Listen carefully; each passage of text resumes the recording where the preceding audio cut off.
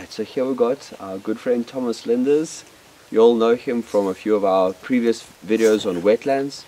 And Thomas has made it out into the sticks to make his beautiful farm, a permaculture farm. Welcome, Thomas. Thank you, welcome to you here at Wyford Farm. Yeah. Where we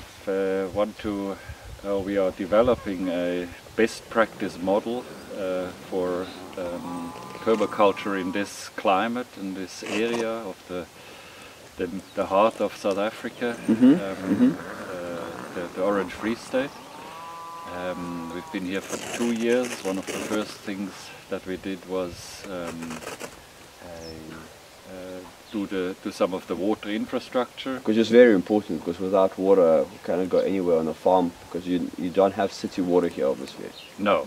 What we have in the house is spring water, so we have a continuous spring, about 2,000 liters a day, which is good enough for a few people, but for agriculture and for the vegetable garden we need to look at harvesting more water, and our first choice is not to drill for borehole, but utilize the water that we get for free from the rain. From the rain, yes. So this dam, how many liters does it hold? This is about 5 million liters. Wow. It's at its deepest point about 7 meters deep. Wow, 7 meters deep. Yeah, and yeah, was built in about a week. Wow. Yes. So the excavator, you obviously pegged it out. You studied with Jeff Lawton. He's the best. Well, I mean, I was lucky enough to spend 2 weeks with him for an earthworks course in Australia. In Australia, on his farm, where we learned all the techniques and the technology behind building a a dam that doesn't break. And this dam has got no leaks. The water is standing there. It's not going away. No, the only leaks is to evaporation. Okay. But with time, I'm sure you could plant some trees. Yeah, so we have planted some trees uphill. We've planted some bamboo on the dam wall, because you don't want to plant any deep-rooting trees obviously on the dam wall, because they go look for water and they'll crack the dam wall. But bamboo is fine. Bamboo is fine. Certain willows are fine for that purpose. Perfect. And what's feeding the dam? Is it just the runoff from the mountain, or you've made some additional? Yeah, so there is the runoff from the mountain, and then we have where the little valley where the spring starts at the top. That water, that catchment is about 74 hectares, and that goes into a little dam further up, and we're piping that excess water from there into the dam. That then fills also the swales that are connected to this dam. So the swales are quite important, because you've got this hill, and the swale basically catches. It's on a contour line. That's right, yes. And it catches everything that's coming down the mountain, and I saw the overflow is also going into the dam. That's right, yes. Yeah, so there's a connection, so if there's overflow from the swales, it goes into the dam, and if there's overflow from the dam, it goes into the swale, and then there's obviously a spillway that if we have Noah's flood, then it'll spill out into the swale that is below that. So the spillway is made out of a harder material. It could be rocks or cemented. No, it is the same material as the dam wall. It's like a lower and level. It's lower and level, yes. Lower and level. Okay. Yes. Could you just show us one of the swales? Yeah, we can. Do you want to walk down? Yeah, I'll walk. Okay. I'll walk with you.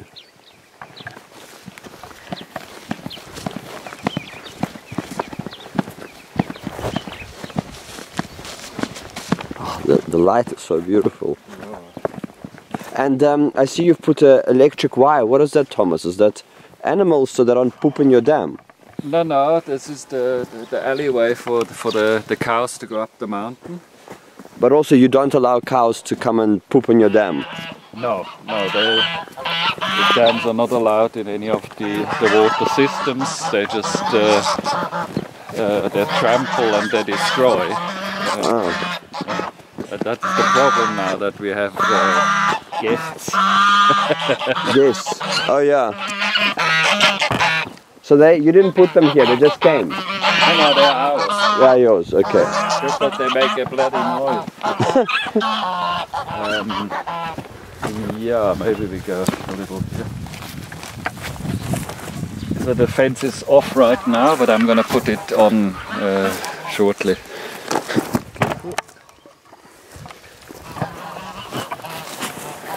All right. So.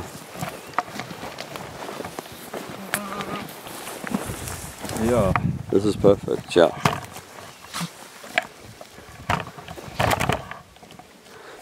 All right. So what is happening here, Thomas? Tell us.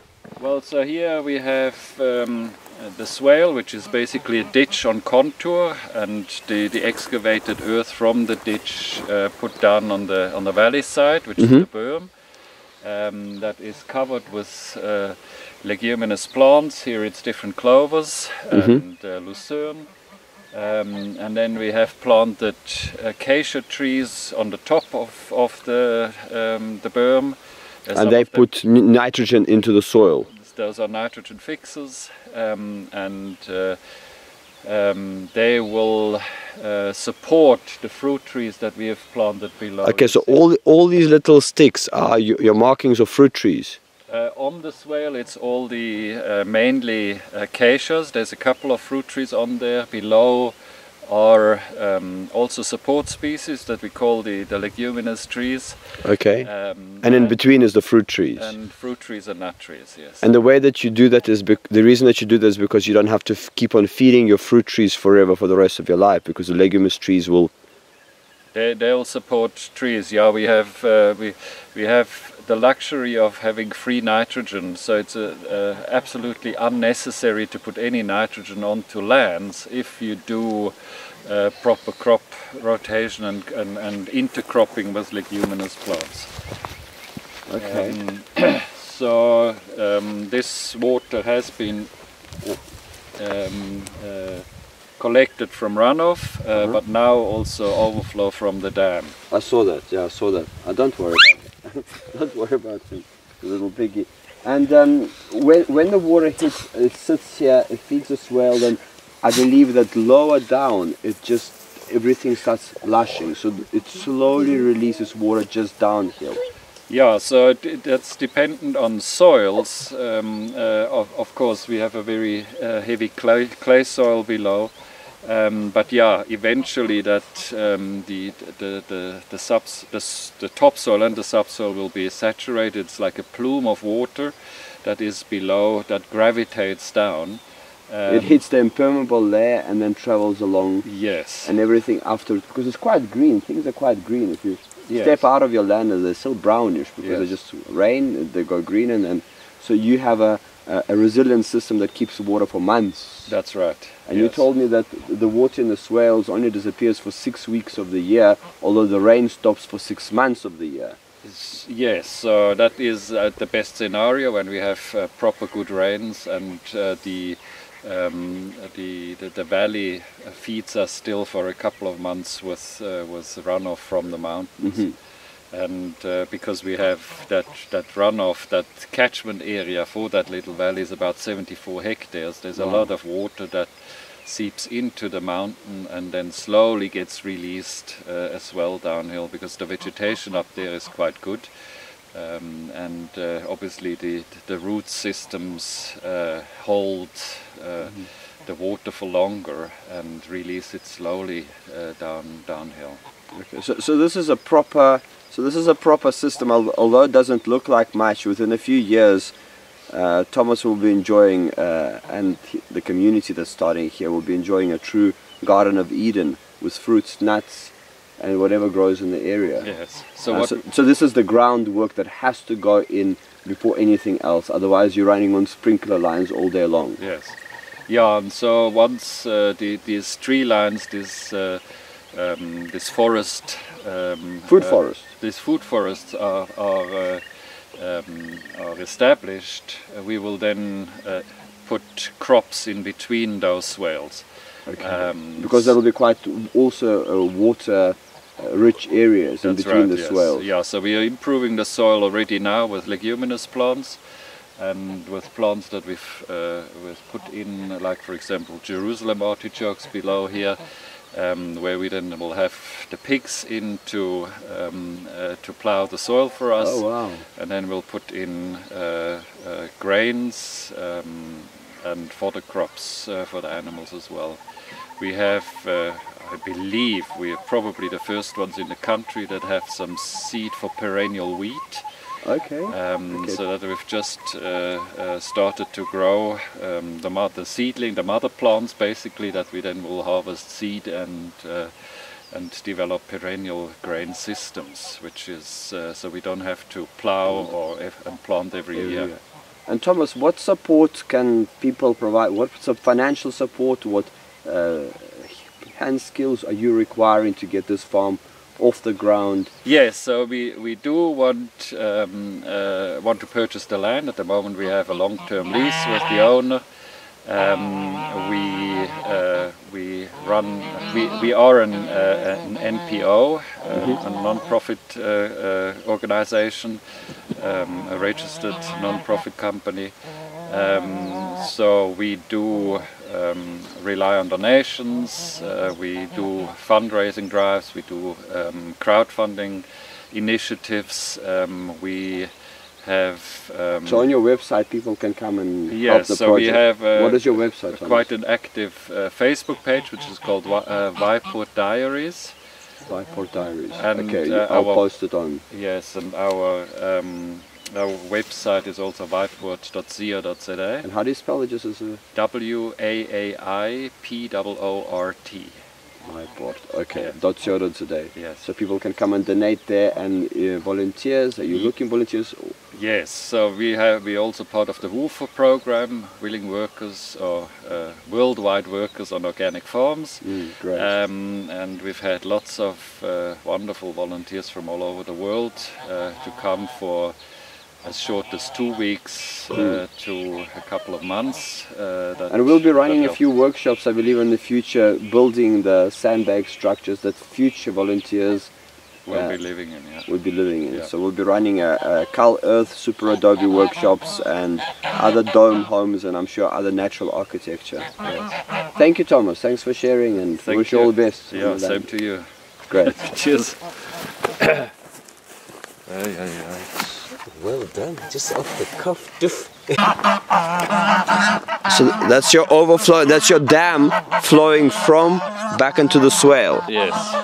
And when the swales are full, they flow into the dam. Yeah, now that will be, the spillway will overflow, yeah? Yeah. And that's your dam wall. The excavator came in. Yeah, that needs a bit of repair. We're learning here as well that you can see it was once level, and the rain has obviously taken off quite a bit of back into the dam. But yes, so in the winter time we're going to make a proper dam road here now. Okay, that you can drive on. Yeah, we've always been driving on here. Which that's why we also created this ditch, so we can bury a pipe and make a proper dam crossing for the overflow. There is a dam pipe already? No, not yet. Not here. No. Okay. Over there, okay. Yes, yeah. And an overflow is very important, because otherwise you start eroding your dam wall. That's right. Yes. Yeah. And your spillway is there? The spillway is on both sides. Both sides. Yes, okay. Yeah. But isn't the spillway the same thing as an overflow? Well, no. The overflow is the flow from the dam to the swale, and vice versa. Okay. Okay. Got it. Yeah. Because and the reason you're putting a pipe is because it just takes soil every time from the swale. No, because so there's a stabilized crossing for the road for the car. Okay, okay, got it. Yeah. So we're going to let out the chickens, the animals. Yes, and the cows, they're all waiting to go graze again. obviously roadways in the on the farm as well, and here there's some of the swale crossings that will also still get oh, this is another swale. piping. That's the same swale system. It's on the same level. How long is this swale, Thomas? This swale is 570 meters. And, That's almost more than half a kilometer. yes, and the bottom swale is about just short of 800 meters. Okay, phenomenal. I've got another one of these in the garage if you need to use it. Of? The box. The electrical box. I've got another one from my farm. Oh, really? If you need to use it, Well, we got 3 at the moment. So okay. at the moment we're fine. 570 meters, one swale. Yeah. So that catches a lot of water, Thomas. Exactly. Yeah, and I mean that you see on this swale is the one that stays full for so long. Yes. And because we've got such good clay soil,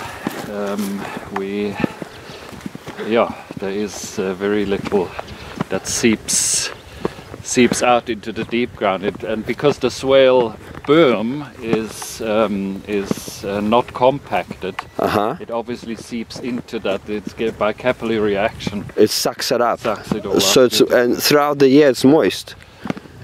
Most of the year, yeah. So very late in the winter, of course, there will be it goes drier, but there is certainly good moisture all year round, and it will improve. They're very happy. Yeah. Well, they go off now, and they're scratching the kraal. Looking for worms. Well, you know, we do leave. That's why we bring the cows in here. They go now up into the mountain because we want, obviously, the manure to create compost for the vegetable garden. But also because flies will lay their eggs into the cow pads, and in about 3 days' time, that's beautiful protein for the chickens. So it's interesting to see that they don't immediately scratch the cow pads. The fresh ones. Yes, the fresh ones. They actually wait, and then they'll scratch when the larvae will develop. Okay, so this is another permaculture system. The chickens are right next to the cows. Yes, and you'll also see in the winter time when they lie a little longer, we are just now bringing more bedding in, so we have a deep litter system. The cows lie in the straw, in the hay, and the chickens will come and pick off ticks. So they're all-round insect control. Oh, brilliant! And then when they scratch up the manure, that they basically mix it into the bedding, and so start the pre-composting process. That you could just apply around the tree. No, we will then continue. You'll see there's boxes in the kraal that we put up. So we do a first composting right here in the kraal, pre-composting to go through the first heating phase, and then we take it up closer to the vegetable garden to do a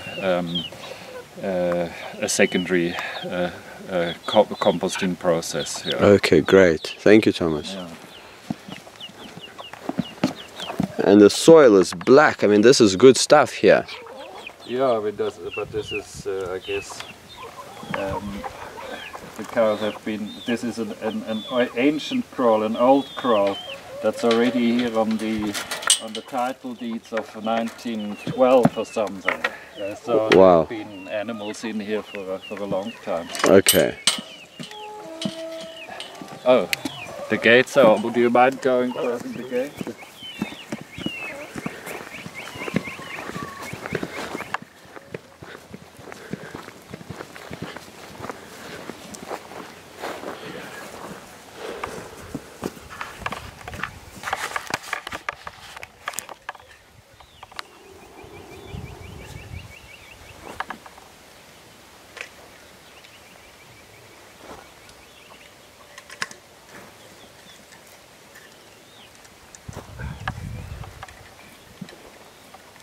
gauge of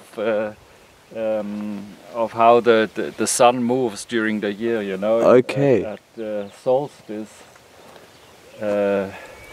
summer solstice, it rises at about over there, the sun, and at winter solstice it's this little pyramid far in the distance. So yes. It's, okay, so you can actually gauge. That's how Dean Plinius said that's how they used to gauge when to plant certain crops. Yes. So say if the sun comes up by that little copy, yes. that's the time for mealies. Or yes, yeah. I mean that's why we have all these so-called Uriel's machines all around, okay. like the Stonehenge and Newgrange and these. Stone circles. They are they're calendars. They are observation areas where people have gotten their information. The people that lived still closer to the cosmos and to the Earth, which is, I guess, where we want to go to and become wise again to all the natural patterns. Natural patterns. Yeah. Yes, yeah. Brilliant.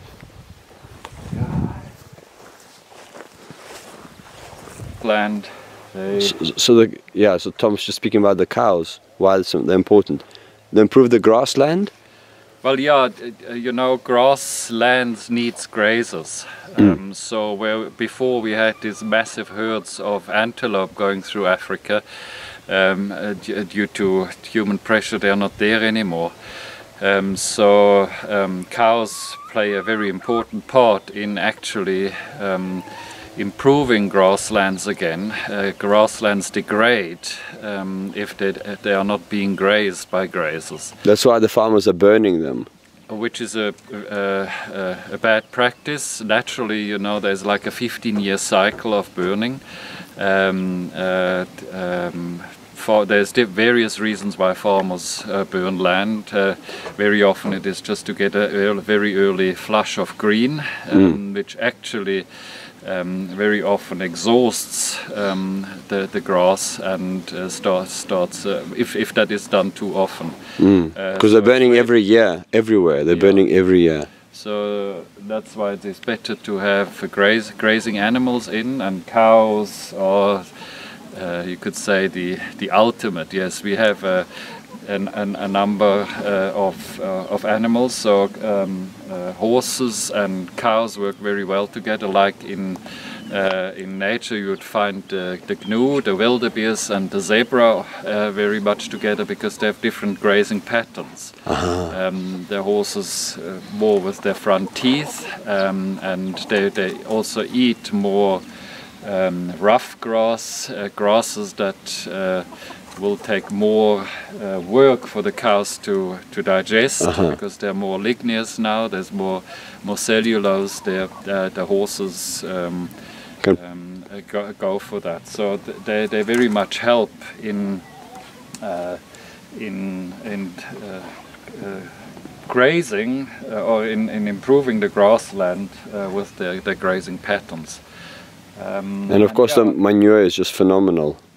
Yes, yeah. So horse manure, you'll see that they are not such good digesters, that they only got one stomach. Yeah, the cows have, with their 4 stomachs, they just manage to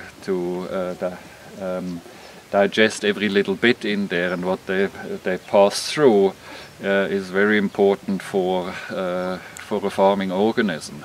Okay. And yeah, we also have, you see, the cows all have horns. That is, I think, one of the biggest atrocities done to cows, to take their horns off. I mean, why in the first place would they evolve to have horns? It is because they got not very good eyesight, and they are basically extension of eyes. They're a very important communication tool, and if you stand a little bit there and you see the social interactions between them, they are a very important part of the cow organism. And I've heard it say from one wonderful farmer in Switzerland. He likens it, if we cut off the horns of the cows, with if you would cut out the tongue of a human being. That's how severe the mutilation is of taking off the horns. And if you ever see a skull of a cow, the bone of the skull actually goes into the horn, into the outer horn,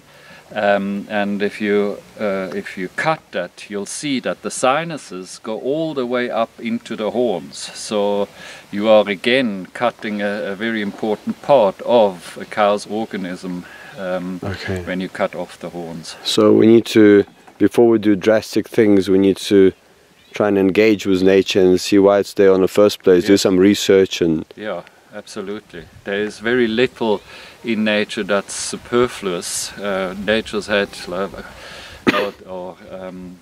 life had almost 3.5 billion years of research and development, and I think it is very arrogant of us to make such decisions, such drastic decisions for convenience, basically. And why horns are cut are because of intensive animal holding situations, which are unnatural, unhealthy, and inhumane in the first place. So one inhumanity causes the next inhumanity has to happen. Yes, that's right. Yeah. So if you go a little bit more with how nature has intended, then I think everybody will be more happy. Thank you, Thomas. Thanks so much for sharing, and we wish you all the best on your land. Thank you. I was just asking Thomas, what exactly are you guys doing? Because he says it's a lot of work, and Thomas is claiming up to 16 hours a day sometimes they're putting work here. What exactly is happening in all that time? Well, yeah, no, it's mainly, of course, in the summertime where we out a lot. But there is, farming is a lifestyle, so obviously life is much slower here on the farm as well. But in the development phase, we want to bring a lot of trees back into here. So we are planting trees from seeds. We then transplant them. We pot them into bigger until they are big enough to plant out, and then they need to be either put on the swale, or as in the background you'll see, we are putting in alleyways with trees, and they need to be protected because the horses and the cows, they will just like that as a sweet. They can take it right out. Yeah, they'll just chew it down. How are you protecting your fruit trees? With, for example, the fruit trees, no, the animals never get onto the swales. So there is electric fencing around the swales also when they are in the vicinity, on either side, we don't allow the animals also to the dams. That's good. That's good. Yeah. So, and there is cutting grass, there's cutting fire breaks, there is bringing in hay, making compost. In a vegetable garden is a continuous process of sowing every couple of weeks the crop, so that you have a proper succession of vegetables coming out, rather than a glut of 500 cabbages. You have 3 cabbages a week or so coming through. So that's the idea, I guess, with the successional planting, and that's why it is a continuous work. But I mean, we're also building up all our infrastructure, so there's homes going always up. Work. Okay. Homes, workshops, barns, stables, that's all happening. And you're thinking of bringing in a big building, maybe with time for a school?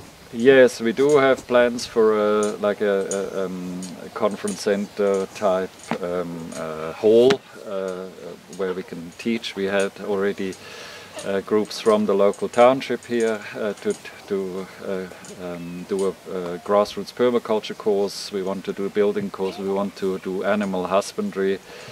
grazing management, holistic management practices. So the one thing that's stopping you from now is this to bring in the finance for all these projects to thrive. Absolutely. Yes. So please donate to Thomas. I'll post a link. They're really needing finance, and of course come and learn, because with finances we'll be able to build shelters for all you guys to stay. I mean, I'd love to tuck into this project, so we need building materials, so we could build some shelters so we can bring and accommodate you. So I'll be posting a link. Please donate and be part of this beautiful project and learn. If you want to come to Africa, Thomas is on a level of Jeff Lawton. He's been going for a long time with constructed wetlands. How long have you been practicing permaculture? It's just as a matter of interest. I did my first permaculture course 21 years ago. Okay. Yes. Yes. Wow. So but with I've been in organic and biodynamic agriculture from when I was a small child. So Wow. I had my first garden when I was 5 years old, and yeah, I've ever since been connected to the earth. Thank you, Thomas. Bless you. Be well.